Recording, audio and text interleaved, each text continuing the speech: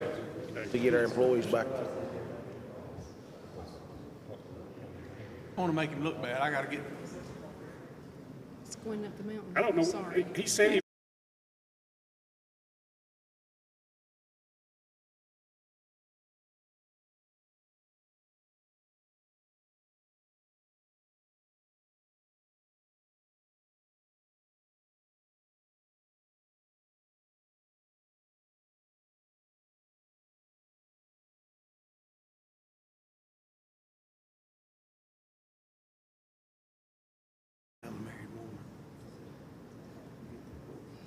Okay, good evening, and I'll call to order. This is a special meeting for Tuesday, June the 1st, and this is for the budget hearing. We'll be having a budget hearing tonight. So there's only two items of business, and the first one is the special meeting is to conduct a public hearing to receive public input on the proposed Haywood County budget for fiscal year 2021-2022. And so, Bryant, you want to go ahead with your presentation? I know you've done this a couple of times, but it'd be good to have this as a refresher.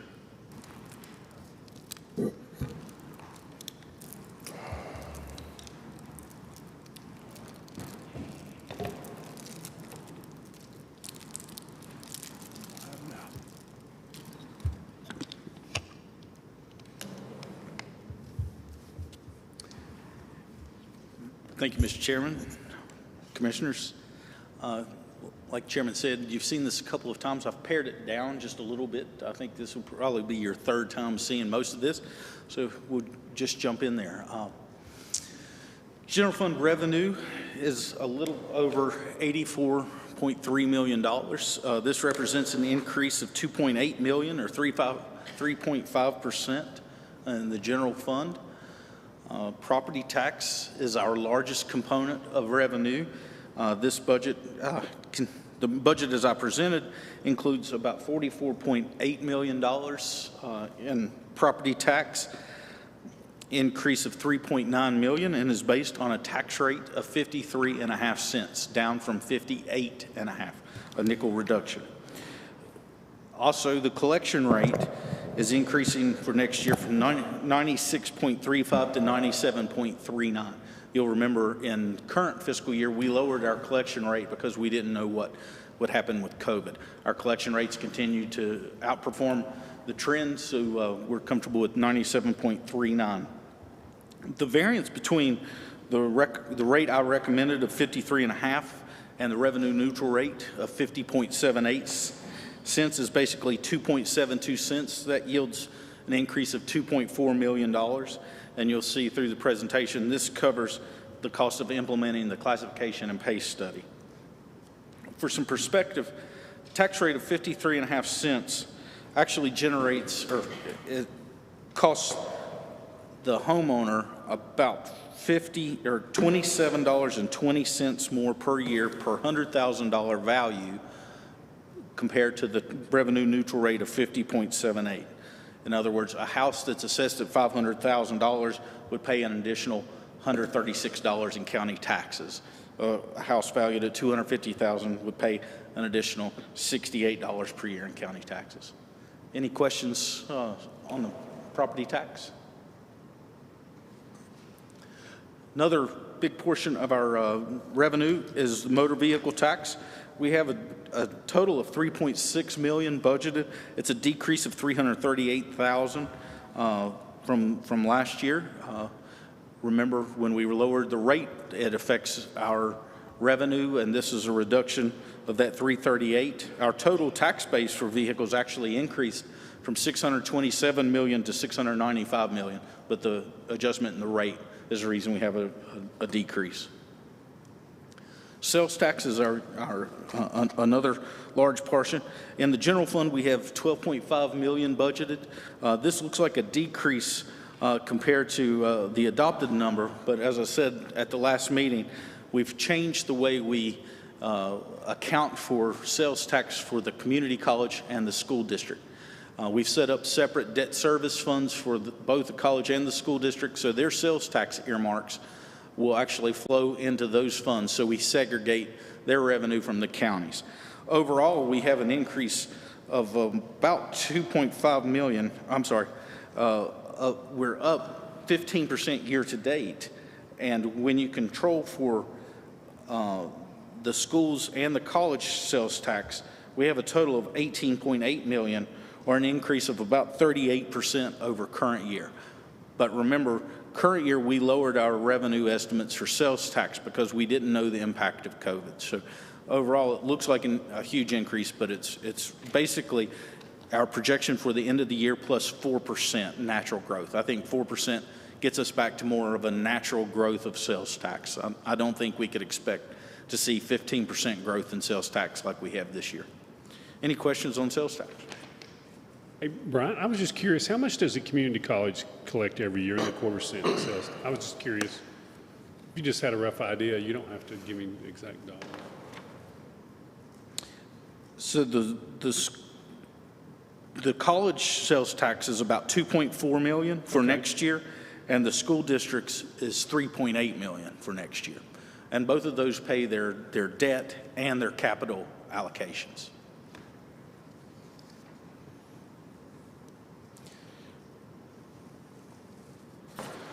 Restricted intergovernmental, you can basically think of this as mostly outside either state or federal money coming in to fund programs in Haywood County.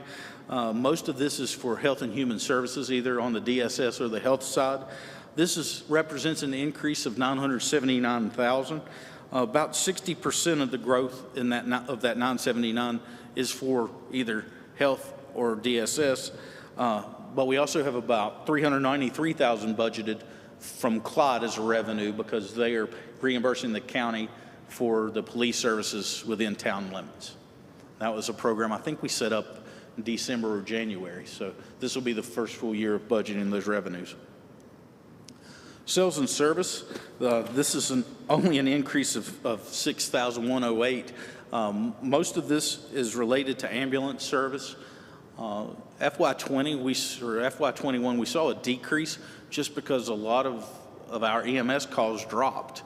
We've seen it coming back, and so we've left the revenue flat. I think it's a conservative estimate because we are seeing about a 10% growth in our ambulance services, and that gets back to pre-COVID levels. But we've left it basically flat just because it's unknown right now. I've collapsed all the other revenue into a general account. It's a decrease of $636,000, but the big one here is the revenue that we receive from our investment earnings. As everybody knows, interest rates are super low. We aren't getting much in our banking, our checking accounts, or any money that we have with the North Carolina Capital Trust. And the investments that we can go after are really tight by state statute. So we've decreased our revenue projections by $550,000 just from investments.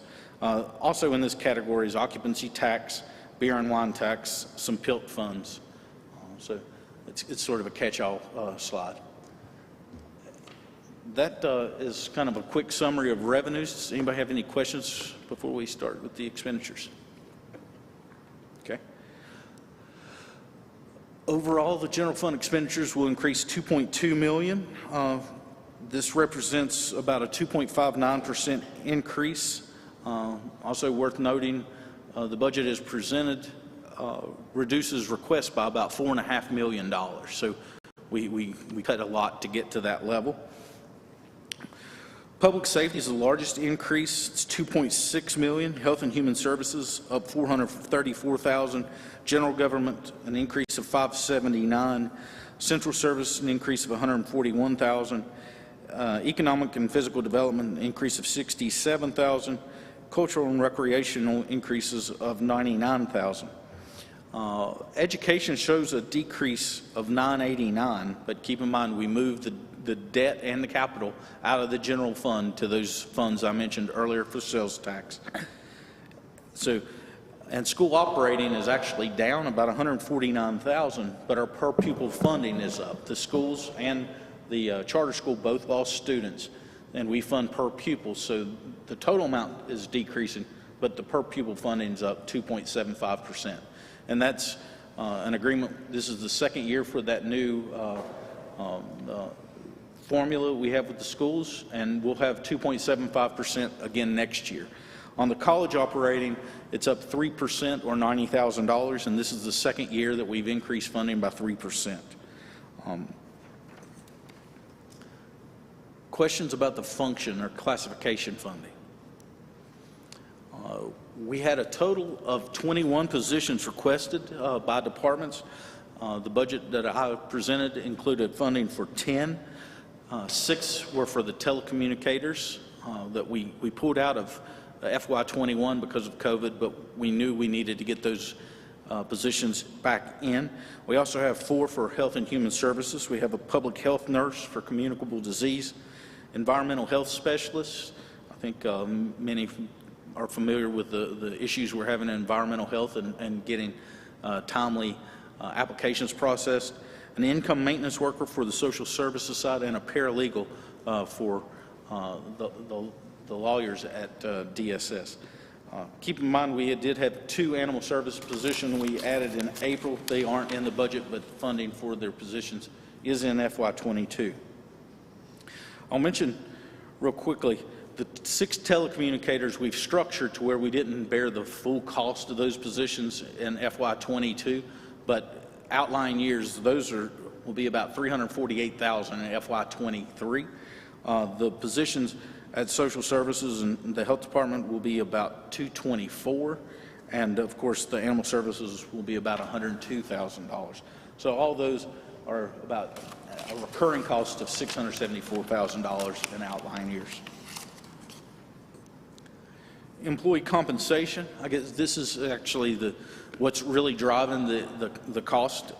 As you know, we did the market and classification study with Evergreen. As a placeholder, we put in about $2.337 million.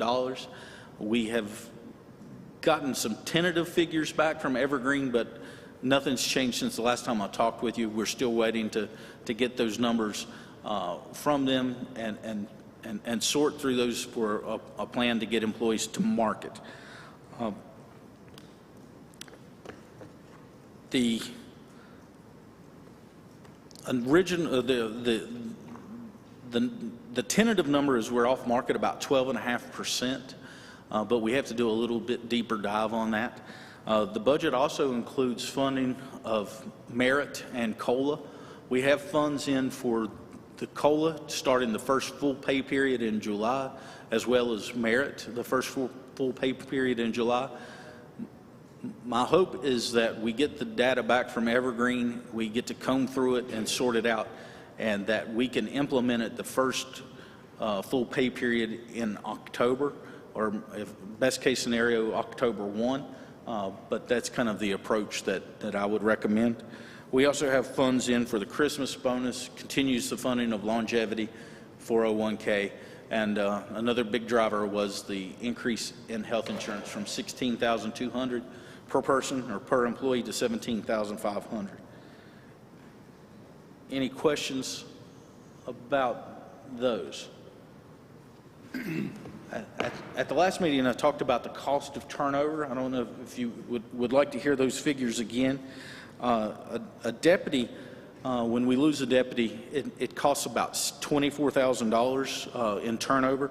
This year we've lost 6, and so we've had about $144,000 in turnover there. Telecommunicator, it's about $18,800 per employee. We've had 7 leave. That's a total cost of $131,600. Detention officers, much less, only about $4,200 per officer, but we've lost 15, so that's a total of $63,000. Overall, the sheriff's office has lost about $338,000 in turnover. At HHSA, it's kind of a wider cost. Depending on the position, it's anywhere between $18,000 and $26,000. We've had 24 leave this year, so that's a total cost of $432,000 to $624,000. And paramedics at EMS, basically about $12,000 a position, and we have lost, I don't have that number. I think it's 6 in the last 12 months. I will talk a little bit about environmental health, just because that one is tied directly to the real estate market. we've lost some positions there, and currently we have about a 7-week backlog. So if you send through an application today, it's going to be about 7 weeks before we can get out to you. Over the last 6 weeks, we've averaged 4 permits a day. So it's just really tough when we've lost folks, and then the state has actually a June class starting. We tried to reserve a class because we are hiring. We couldn't get into that one because they wouldn't hold a seat without a person named for that class, and the next one's not until September. So we get into this position of you've got to hire people, get them trained to do the inspections, but we're kind of in this no man's land between getting access to a class. So just turnover has an impact not just in cost, but service delivery as well. Any questions about employee costs or turnover? Brian, do you, on the jobs, on the people that we've lost in the sheriff's office, do you know if they're pursuing careers in that same line of work? I know that's an outlander of a question, but do you know if they've just gone with a different agency? Some have not. Some actually will take a job and then realize it's much different than they thought. You know, especially the detention office, or being a detention officer or a telecommunicator. It's really a high-stress job, and a lot of folks will think that's what they want and find out it's not the career for them. Then some people will start in the jail, move to a deputy, and then go to a different organization. So it's all over the place. Yeah. And some people leave just for money because detention officers, that's one of our lower paid jobs, and it is a tough job. So they will leave for a couple bucks an hour doing something completely different. I know we've lost the ones in environmental health to other agencies, but pay may not be a deterrent. I mean, we might not be able to prevent turnover completely. No. You're always going to have some turnover, but when you start seeing large numbers related to the market, that's when you have to act. Health insurance is up just over $1 million. The breakout is from 8.5 to 9.5 for active employees, retirees up from $1,021,000 to $1.1 million, and as of March of 21, we had 912 insured lives on the plan. 57 of those are retirees. School funding, I've already talked to about this. Operating is at $16.6 million. We have $950,000 budgeted for capital and $2.1 million budgeted for debt. A total funding of $19.7 million, and this includes the debt payments for the new central office, or Annex 2 as we call it. College operating is up $90,000, 3% to $3.1 million. We have $350,000 in capital and $1.6 million in debt. And we have debt payments that cover the new nurses building or human services building that's under construction now. And yeah, the sales tax will pay both capital and the debt for the schools and the college. County operating, this is just without the schools or college, an increase of $388,000 or 2.12%. Some of the drivers there are inmate health care, an increase of $155,000. We have some medical supply and drug costs associated with EMS, about $36,000. Utility, we have an increase of just under $16,000. Insurance other than health and workers' comp is up $32,000. And then, you know, we have to budget the funds that we send to the state for their share of the excise tax. That's up $60,000. That's basically totals more than the $388 that operating is up. Capital is an increase of $726,000 for next year. Most of this is driven by vehicles. I'll show you. Current year, we replaced 15 vehicles at a total of $700,000. Next year, we have 24 vehicles, a little less than $1.4 million total. Ambulances, we're replacing 2 of those this year. They're $579. And the sheriff, the vehicles and all of the equipment that go with them are $617. So represents almost a $700,000 increase, just vehicles alone. We also have some major capital. We have some repair and maintenance funds for this building and the Justice Center. We have some paving repair out back here. We have some increased costs at the Law Enforcement Center, the library, Health and Human Services. In addition to this list of 424, we also have about $130,000 budgeted for a body scanner at the jail, and we have some just under $15,000 for sprinkler head replacement inside the jail.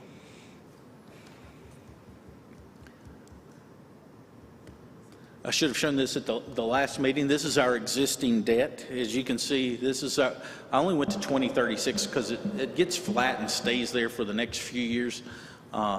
You can see this year we're at about 5.2, so in 22 it's going to go to 6.2 million. Then it sort of starts tailing off.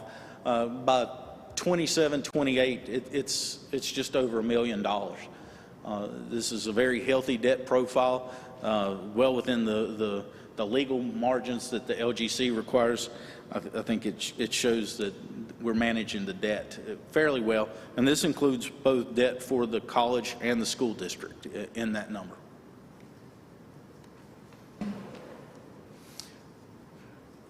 Shortfall, we currently need $5.2 million to balance the budget.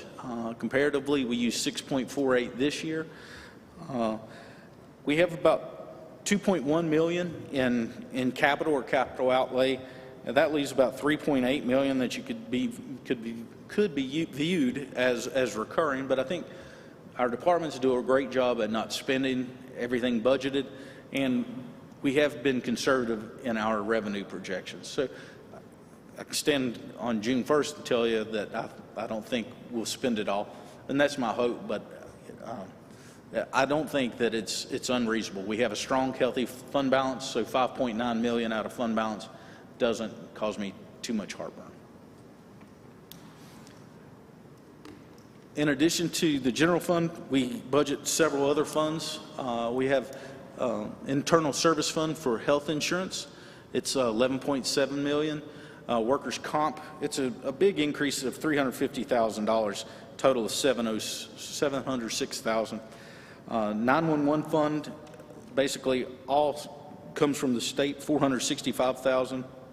Solid waste is our largest fund outside of the general fund and internal service funds at 6.1. That's a decrease of almost $300,000. We have separation allowance for sworn law enforcement, no change at $65,000. Road district fund is an increase of $7,116. We did have 2 districts that changed their tax rate, Maggie Valley Country Club and Oak Park, both cut those. And the sanitary district increase of $45,519, no change in the rate. Fire district fund is actually an increase of $649,522, no change in any of the rates for any of the fire departments. That would be on that far right-hand column. You can see the change in valuations. It's a total budget for that fund of $4.8 million, increase of $649. Since the 17th, the budget has been available for inspection at the clerk's office, at the main library, and on our website.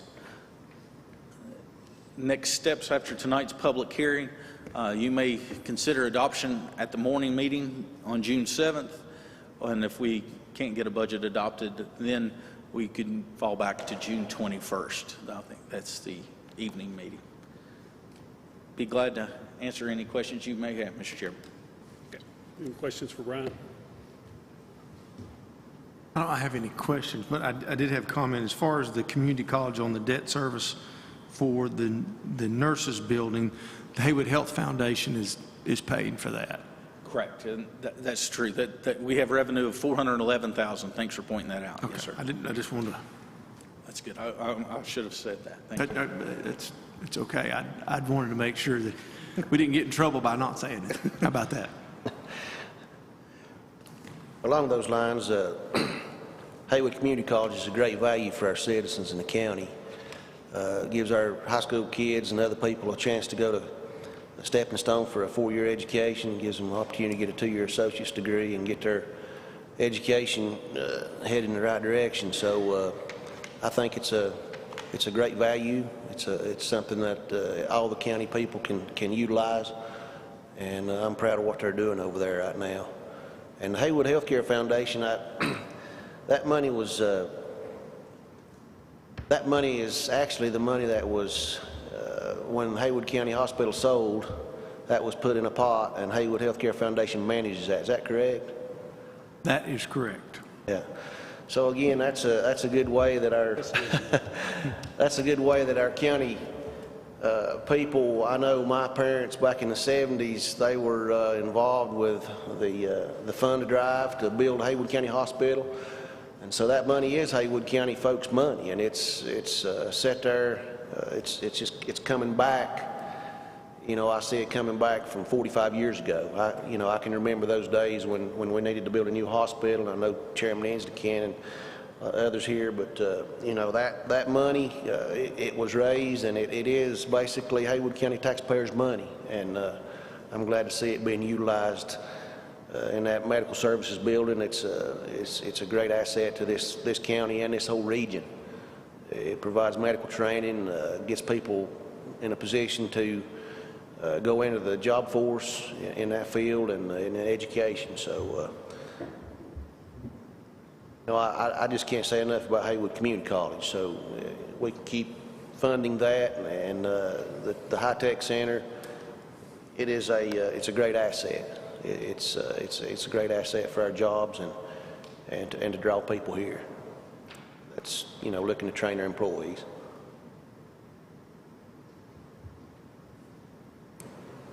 I was just going to, so on the paramedics, do we have a lot of turnover in paramedics? Is it hard to replace paramedics? I guess I was just wondering. I guess. We've tried to staff a lot of our units with part-time positions, and that's been harder than to fill full-time positions. And I think there's been kind of a shift in the last few years. When people get off from their full-time job, they don't want as many part-time hours, or you know, they want that work-home balance. And so you'll remember we had Medic 7 that we tried to run on part-time positions, and this board approved full-time positions so we could keep it running more regularly, and that's worked. We staffed Medic 8 as the convalescent truck with full-time. Through COVID, we really had a hard time keeping our part-time folks scheduled. And so what we did was temporarily hire permanent or temporary full-time. It's no benefits, but they were getting 40 hours, and we've been much more successful in that. Now, we've had some turnover because it's another high-stress job and things like that, but I don't think that we have turnover much higher than others that are in that line of work. One of the things that causes burnout is we build so much overtime into the schedule for our paramedics. There's a lot that work close to 1,000 hours a year in overtime, and so they have built that into their budgets. At their take-home money is built into their home budgets, and so overtime is really expensive, but that's the way a lot of folks are making ends meet. So I think if we do the classification study, that we'll see some good things, and maybe we get more positions that we don't have to fund through overtime. Then I was noticing on there, you know, I talked to you about this earlier this afternoon. So when we figure revenue neutral, when you calculate that, you take the last 3 years, and I noticed that the last year was COVID year, right, and that growth rate was a lot less than the other 2 years. So I feel like when we were calculating revenue neutral, we're using a year that's probably an outlier, if you will, and that made our rate a lot lower than it really should have been, I think, if the contractors have been working the whole year. I know a lot of them shut down for a few months or slowed down during those COVID months when they were trying to, everybody's trying to get their feet under them and figure out what we needed to do. So I do know, so it seems to me like the revenue neutral rate is probably a little lower than it should have been if we'd had a normal year last year, because then that average increase would have been a little bit more. That's just an observation that I had that you kind of confirmed and stuff. So You're exactly right. I think last year it was 0.99%, and the two prior years were like 2.11 and 1.64. So that brought our average down to 1.59, or somewhere those are the figures are close. Right. So, yeah, if we would have had another year instead of 0.99, but 2, right? That would have our average increase would have been much higher. Yeah. And then you noted that no fire districts changed their rate. They all kept them the same, so they didn't do revenue neutral at all. The fire departments didn't, and I guess sanitary districts and the road districts, a couple of them did, I guess. The road districts did lower theirs a little bit. So those were just my comments. Is that anybody? One more question about the comm center. Did we have an increase in calls? Why? Tell me the need for the 6 new employees. So the standard for the nation is that you answer about 90% of your calls within 10 rings. We're at about 47% within 10 seconds. I'm sorry, not 10 rings. So this was a deficiency that we actually, our call volume's been increasing, but it's not markedly. This is just fixing a current problem to staff those folks. So if someone calls in to 911, 53 out of 100 calls would be unanswered for the first 10 seconds? And then the standard is 90%. Okay. So are those folks getting a lot of overtime now? I'll have to research that. I'm not sure about that. Okay. I was just curious because we had 6 there, and then there were, will you go back to that slide? So we had 6 new positions there, but they're all in the comm center, correct? Correct. Not at all at one time, though. Sure, yeah. And then there was a request for a new EMS person or position, and we decided not to fill that. What was that request for? That was an additional community paramedic position. Worthwhile. The one position we have was a partnership with the hospital and the county, and it's worked really well.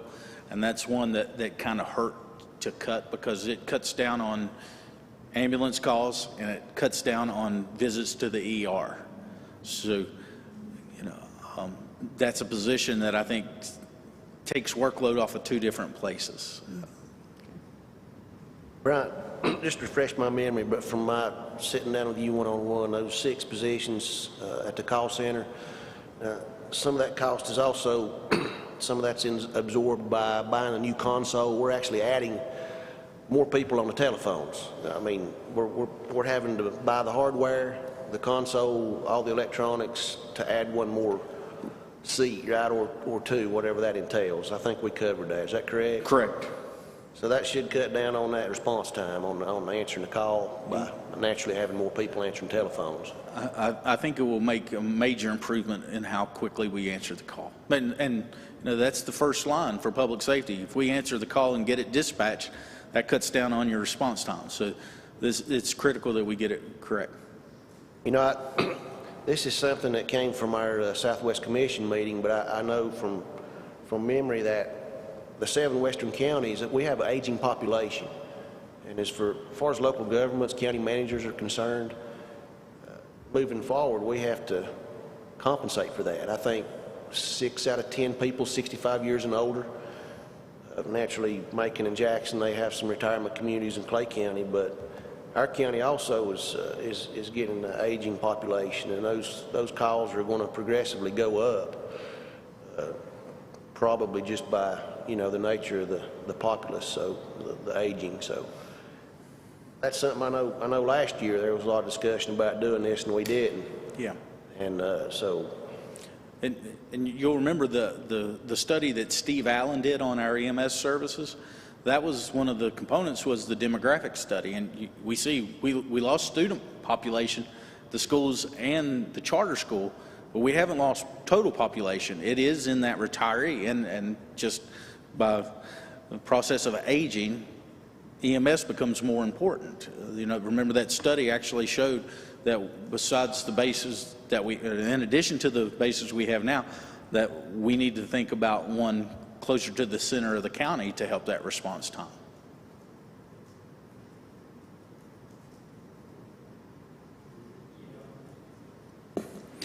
I've got a couple of questions. I guess from your observation, not looking at anything that's going to be reoccurring as far as cost goes, is there anything else we could pull out of our fund balance as far as capital projects or vehicles, or is there anything else, Brian, that you would recommend? What I'm trying to do is I'm just still trying to struggle over the revenue neutral rate and trying to get us as close to that rate as possible. And I know that our fund balance is one of the healthiest it's been, I guess, probably that I can ever remember. These guys may know a little better than me, but that's the people's money, trying to keep it in their pockets, even though it is a small amount. To be honest and straightforward, I still struggle with staying closer to that revenue neutral rate. So I don't know if you got any comments as far as any other one-offs that I call them, other expenses that we could pull from that fund balance. Now, don't get me wrong, I don't want to drain it. I don't want to, you know, suck the bottom out of it, but again, it is healthy, and I don't mind pulling a little more. I'm more comfortable. Our finance people may not be, but anyway, speak to that, if you will. There's nothing that I could recommend that said this would be a good use of fund balance. It's you know, you kind of want your porridge just right. You don't want it too hot or too cold, and I think this is a good approach. There are some things that are out of the budget that I hope we can revisit when we get direction from the federal government on the recovery funds to put it to work in that one-time capacity. But I couldn't in good conscience point out anything that I would say use more fund balance and lower that rate. Of course, if that's the direction from the board, we'll be glad to start working on that, to have something to you for Monday. But I know that's sort of vague, but we've spent a lot of time on this budget, and I think it's a good practical approach. I know it's not revenue neutral, but basically the 53.5 cents and the difference between revenue neutral pays for the recurring costs of the employees. And what's the number again on $100,000? What's the dollar amount? $27.20 per $100,000. That's a good way to look at it. I mean, that kind of keeps it. I'll look at my notes to make sure I told you the right number. No, too late. I'm holding you to that.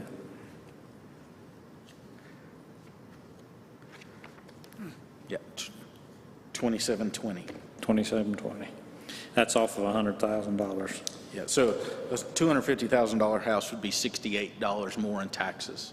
Do you have the average number, dollar amount wise, that our homes have, our property values have went up, dollar wise? No, I tried to work on that, and we've got, from the tax system, it's not clear exactly how it works. And so I took it from the tax office and then dumped it into Excel, and I couldn't come up with a great number. I think it's in that $250,000 range, give or take. But to give you a memory, I think, I don't know why I remember Buncombe counties. I get a report from Beverly Hanks. Seems like Buncombe County was 291,000 was the average there. Maybe that was in a report I read. Was there, and they're a little bit higher than we are because they have a lot more, I guess, houses, higher end houses over there. Anyway, it seems like that was. Do you have a dollar amount of the average of what it went up from? Does that make sense? In other words, a home that was worth 150 is now X. Do you have that? Of course, I was talking with Mr. Carr earlier. When you drill down to individual parcels, this number's not going to hold, but overall the county valuation was 17.2% up. Well, that was the tax base, but that includes vehicles, personal, Right. utilities, and everything. 17.2. Vehicles can kind of skew that some. And vehicles were up almost 70 million Right. in that number. Okay.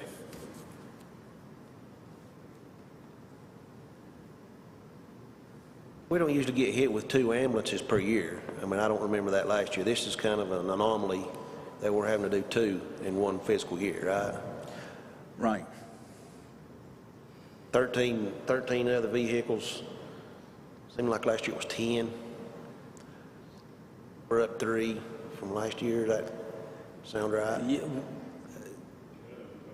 We're trying to get into a better model of replacing vehicles timely. I think every vehicle on the list is between 112 and 165,000, and keep in mind, if you approve them in the budget, we won't order those vehicles until Thanksgiving or between Thanksgiving and Christmas, and we won't receive them until March, April, or May. Just depends when the manufacturer gets them to us. So the vehicles that are on the list are about a year from actually being replaced, or 9 months maybe. And then from our prior discussion, some of those are being repurposed. Correct. We're moving some from one department to another, and then, for instance, the old ambulances, we're going to move to facilities and put a work bed on those so we can get another probably 5 or 6 years out of them. You know, they're not good for ambulances, but around town and moving stuff short distances, they'll meet our needs for several more years.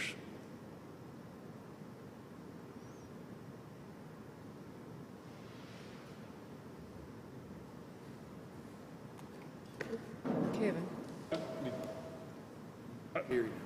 Yeah, you can talk in a minute, Ted. Okay. Good. Yeah, I'll go ahead and, okay. Thank you. Okay, so this is the public hearing, and you have 3 minutes. You can have the public has up to 3 minutes to speak, and we would appreciate it if you would keep it to that. Are you keeping time, Candy? So Candy will let you know, or Amy will let you know when your 3 minutes is up. If you would just kind of finish up at that point. Now, right now, I only have one person signed up, and then you can speak after she speaks, Ted. Is Mary Ann Widenhouse. Mary Ann, welcome tonight. Glad you came out.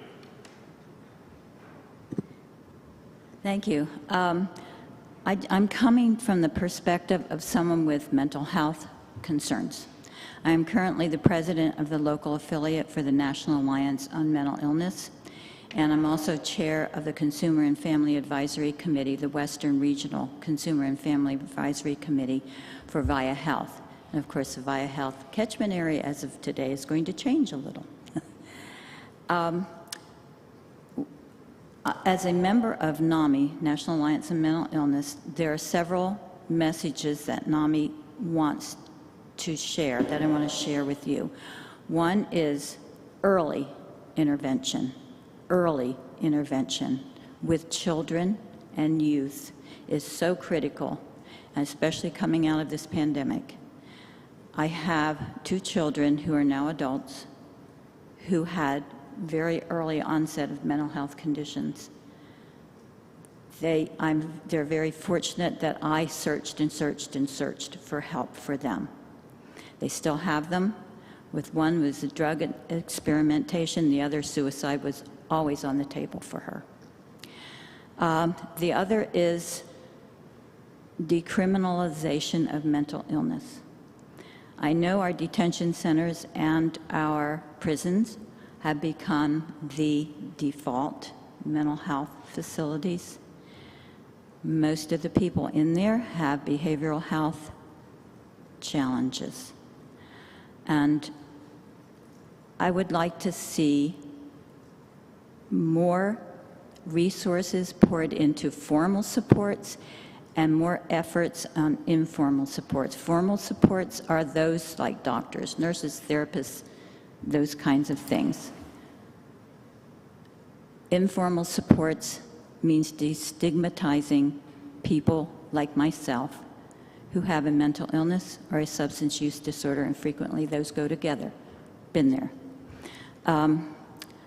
It's our medical illnesses that we need to be looked at as the same as any person with cancer treatment or heart disease. These are medical illnesses with environmental impacts. So I know that the state keeps reducing the amount of money that they're giving to the public mental health system. That's a whole nother issue. But Haywood, all the counties are required to also provide funding, and I would like to suggest that we take a good hard look at what we're doing. I was in a meeting with Brian Ingram, CEO of VIA, when he had to, with a heavy heart, tell us where they were cutting funds, like for Balsam 356. And it was hard for him to tell that. It was hard for us to hear that. Okay, I'm done. So I'd like to, and I thank you for allowing me to speak. Okay? Mary Ann? Thank you. Hey, Ted, come on up.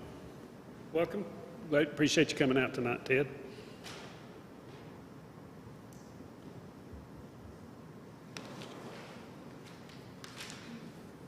Ted Carr. Thank you, Mr. Chairman. I have three questions for Mr. Moorhead. Related to the sales tax, Mr. Moorhead, where you say you have three funds now. So in your chart, the 12,000, I think, does not relate to the previous 13, 16, and 15, but would 18,000, which is the combined number, would that relate to the previous 13, 16, and 15? Mr. Carr, you're right. It's $18,827,729. That would give you a comparison of the FY21 adopted. Right. So the 12,000 or 12 million does not relate to them, but the 18 does. You should stop the clock while he's talking. My second question is I'll let you go on. on investments. 500, $500,000 low. Is that because you have taken $5 million out of the fund balance, so you have less investing, or is it totally on interest rates? It's just totally on interest rates. We haven't taken any money out formally out of the budget. And in fact, in FY21, we added FY20, I'm sorry, we added 2.7 million in. So our fund balance, as of the last calculation, was higher than it ever had been. It's just interest rates. I think we're receiving like 0.01% in some of our accounts. So it's just, there's no money to be generated. Okay, but you are using some, 5 million, right, fund balance? To balance the budget, correct. Okay. If you didn't use it, wouldn't it be invested? It would, but technically, fund balance is only calculated on June 30th, so we're using that as a way to balance the budget, but at the end of the year, it's not likely we would have pulled all of that out. So we will make investments throughout the year with that money. It's cash on hand, so we'll continue to invest it. The estimate for investment earnings is just based completely on interest rates near zero. Okay, thank you. To follow up on Mr. Long's comment about the 6 additional on telecommunications, I can envision that you add 1 station and that requires 3 persons to man it 24 hours. And so are they adding 2 stations and have for 24-hour manning? You said something about a console, Tommy? Well, when I sat down with Brian, when I went over the budget line item by line item, I know that there was money appropriated, part of that whole package was providing a console for that person to sit at with the screen and the electronics. But I don't think they're going to add 6 people sitting at the consoles, right? But to answer your question, is it 1 or 2? Yeah, and they're there 24/7, so. And maybe 2 consoles and then staff at 24 hours? Okay. 3 minutes. 3 minutes, that's right, Mr. Carr. But I can do it in under 30 seconds. The 6 positions, basically, currently, right now, we work 3 full-time per shift, and the 4th person on the console is part-time. That's been a continuous thing for the last number of years. There are 2 call takers. This would put every shift with 4 people, dispatching 13 fire departments, 2 rescue squad, or well, was rescue squads, now gosh, up to 8 ambulance bases, and 3 different law enforcement agencies. That would put each shift with 4 dispatchers and 1 call taker. Right now, each shift has 3 dispatchers. They fulfill that 4th position with the part-time, and they have 2 call takers for elevated call times, high-volume areas, which we were somewhere in the 165,000 range last year in calls answered. And whether they be emergency or non-emergency, they still have to be answered and vetted and so forth. So the workload is certainly there and represents that based upon NENA and also APCO standards, which are national standards that we have to work under. So. Thank you very much. Just for a little jocularity, if they don't answer in 10 rings, like Ms. Best commented, does it go to a menu system? Press 1 for fire and 2 for robbery? No, not quite that easy. It's actually not 10 rings, it's 10 seconds. And that's the national standard, and a lot of that's based upon on the NENA and APCO, which are our national standard that we work from as well too, for efficiency and making sure that we are able to respond in an efficient manner to obviously save lives. The quicker we get there, the better off we all are. Thank you, Mr. Chairman. Thank you, Terry. Appreciate you coming out tonight. Would anyone else like to address the board tonight? I don't have anyone else signed up, but you're certainly welcome to speak if anyone else would like to speak.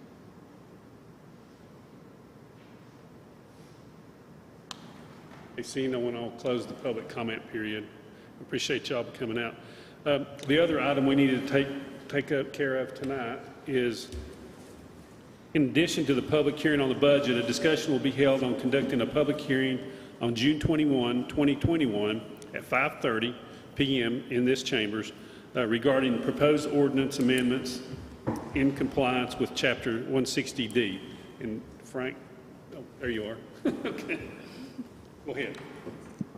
Mr. Chairman, members of the Commission, about 2 years ago, the General Assembly passed a comprehensive redo of the regulatory environment for city and county governments dealing with the regulatory environment, mostly dealing with land development, okay, but having other issues too. This chapter was called Chapter 160D, and 160D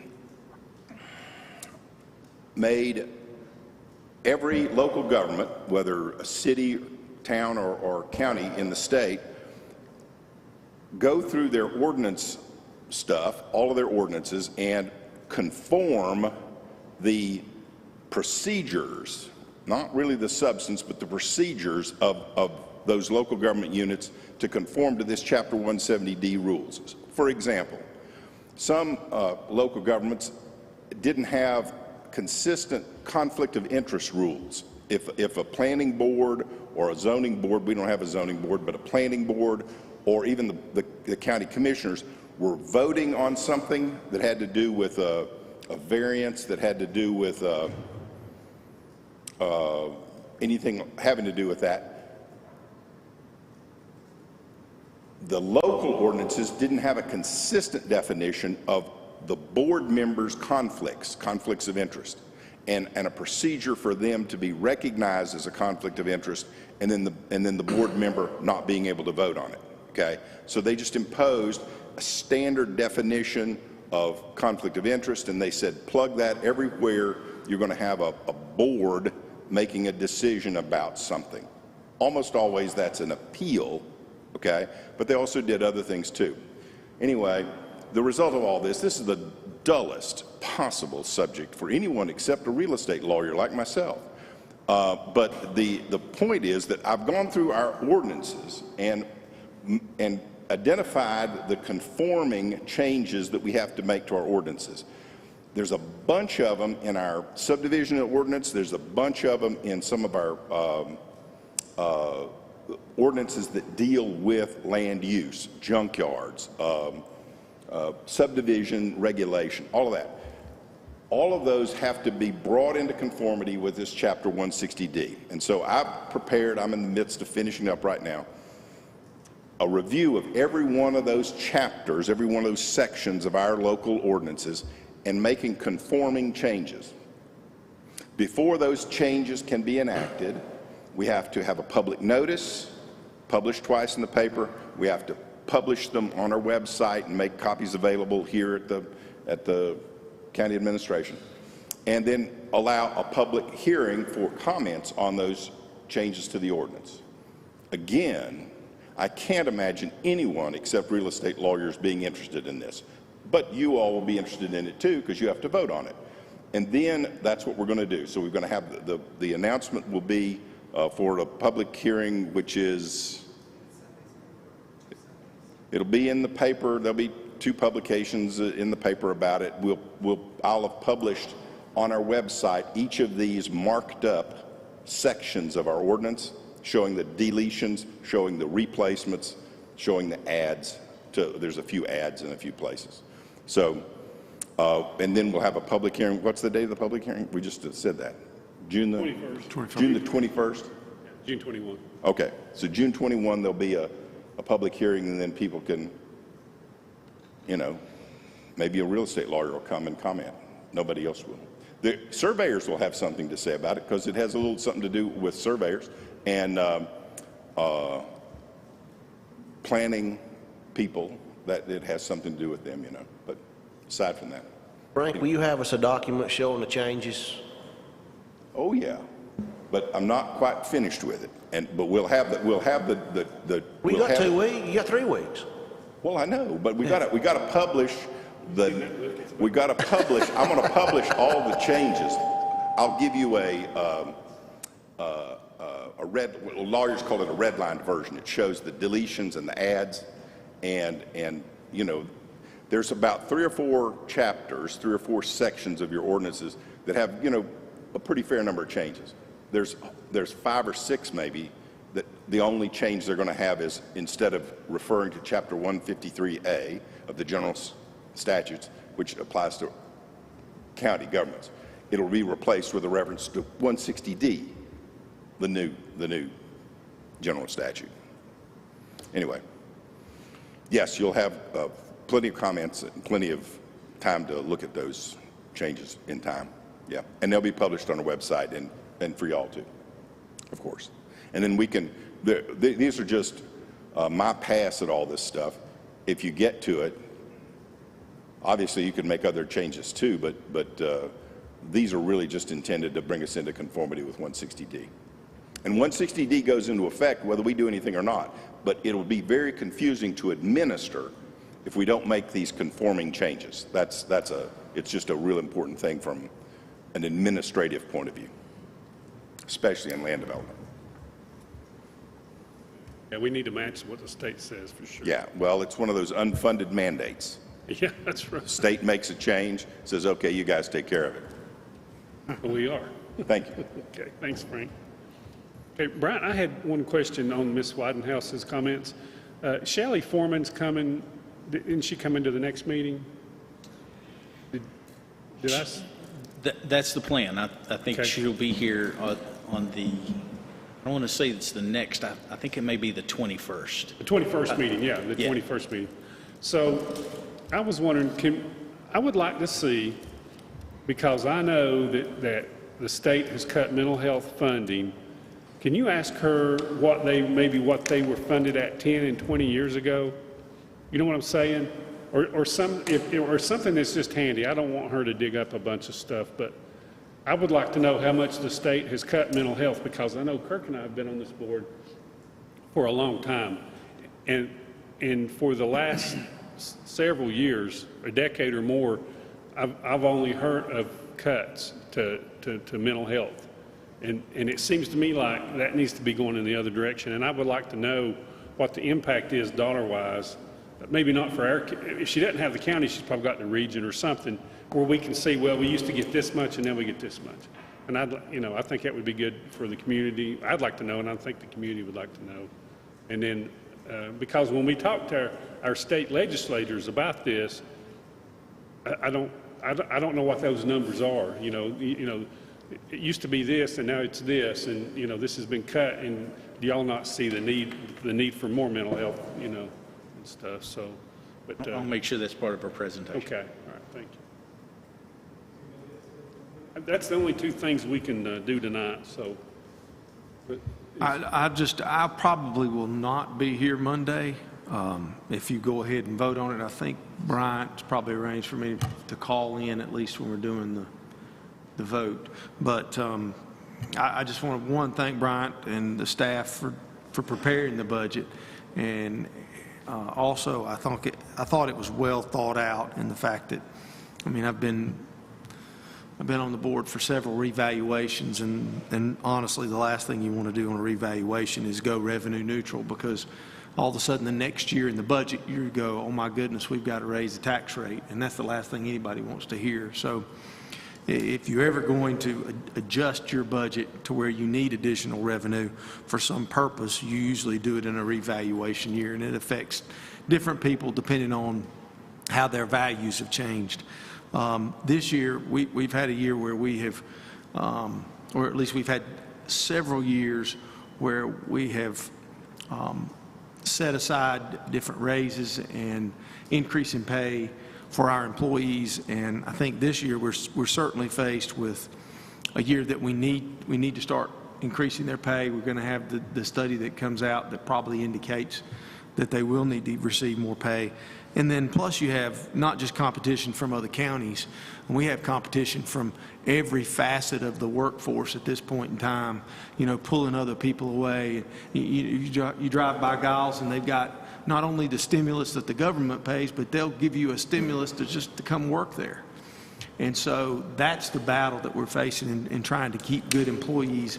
And you also saw, or at least Brian expressed, how much it costs to retrain employees when we do lose them. So I think it's very important that we provide this additional $2.4 million so we can give raises to our employees. I think they're very deserving of it, and obviously, and the county needs it desperately to keep those employees and to continue for our county to operate at the level it's operating now. So I'm just going to go on the record to say my vote is to vote and to approve the proposed budget. Obviously, I have to be on the phone Monday and to cast that vote, but I wanted to go ahead and speak what I would say Monday now, since I can say it in person. And I will say one thing I did mean to mention was every quarter I think we have a meeting with the mayors so the county manager and town manager, and then the mayors, and then I, since I'm the chairman, go to these meetings. In the town of Waynesville, all the towns are doing about half, or about halfway between revenue neutral and their current rate. And they've all said, and they said the reason was because they're losing employees just like we are. The town of Waynesville, Rob Heights, said that he was losing employees to the private sector just like we are, and to the public sector. They're going to other places to work. So they're facing the same situations we are, and they recognize it, and that's one of the reasons that they are doing what they're doing. So I meant to mention that, and I appreciate you touching on that, Kirk, and it reminded me of it. Does anybody else have anything they want to say? If I could just add to that, I don't want to take up too much time, but and I would like to comment on Brandon's comment, because the reason I hadn't argued against the 53.5% tax rate is because all these are recurring expenses that you've added to this budget. I don't see really a whole lot of just flat capital. That's the first time that that's the only time we're going to pay for that. It's a one-time expenditure. But I too I've always been concerned about the fund balance, in the fact that, you know, I don't want it to be too healthy, because when it is too healthy, that means that you're holding the taxpayers' monies. And so the next time we do have a capital project, we have a one-time expenditure, I would like to see us look into the fund balance to utilize those monies. I know finance people really like a healthy fund balance, and I don't like to build it to where it's excessive. But I don't want to do it on recurring costs. I ditto that. Okay. Okay, does anybody else have anything they want to say? Okay, that's all we can do tonight, so I will entertain a motion, we adjourn, right? Okay. So moved. Second? Second. Okay, all in favor indicate by saying aye. Aye. Okay, that's unanimous. All right, we're adjourned, and I hope everyone has a good evening.